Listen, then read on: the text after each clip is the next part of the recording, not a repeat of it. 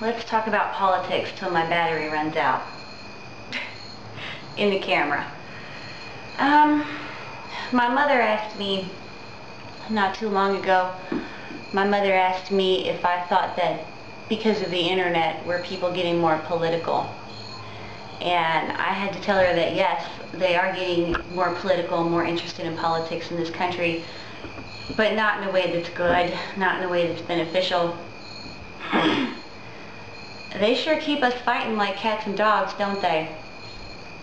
I've got a couple statements to make in this video. I'm going to try to make this brief. Jimmy, please don't do that. When you meet somebody and the first thing that you talk about, or when you identify yourself as a Democrat or a Republican and you start a conversation with somebody, in my opinion, the first thing that you're doing is you're saying, this is how I'm different than you. This is why we're not going to get along. These are the points where we differ. What good can ever come out of that? How can you really communicate with somebody when you start from that place? And is that the point? Is that the point? Because all I see it doing at this point is having us at each other's throats. And no, we're not going to get jack shit done that way.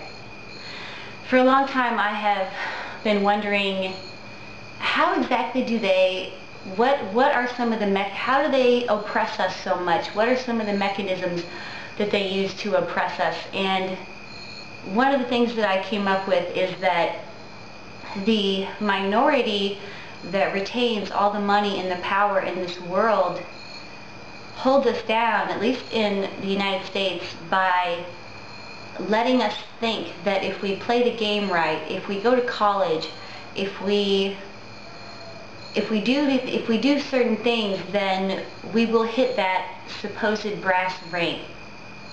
Do you know what I'm saying? It's like they hold us down by making us think that we will eventually get to a place that we will never get to. That we will never get to. We're not meant to. And that's why, at least in my, well, the middle class, in my opinion, is just kept complacent. A lot of them are just happy with how, you know, with how shit is, the status quo. There's, of course, all the apathy. But I think that the reason why there's not revolts in the streets is that so many people have the misguided notion that they someday, somehow, might be rich. So of course we can't do away with it, of course we can't get rid of it, because then that possibility is gone. And I don't think people can handle that. That's how hopeless we are in this country. That's what we've been reduced to, is that we'll take anything just in the hopes that eventually someday we might make it there.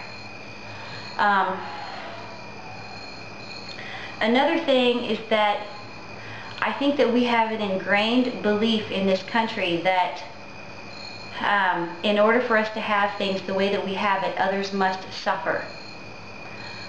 Kind of going back to 1984 when they put that guy's head or whatever in the cage with the mice, and he's like, just do it to her, do it to her.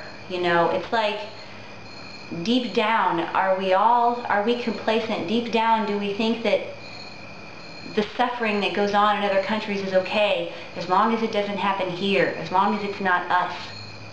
Do we think deep down that in order for us to have what we have, others must suffer, and that that's what makes it okay? And is that why we don't revolt? Is that why we don't say anything?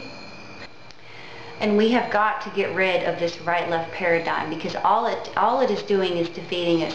I want to know why we can't come from a place where we want everybody to be okay.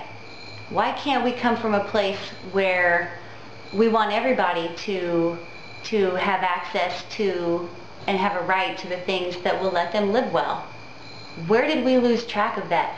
When did we stop giving a fuck about our fellow man? Can anybody answer that for me? I'd really appreciate it.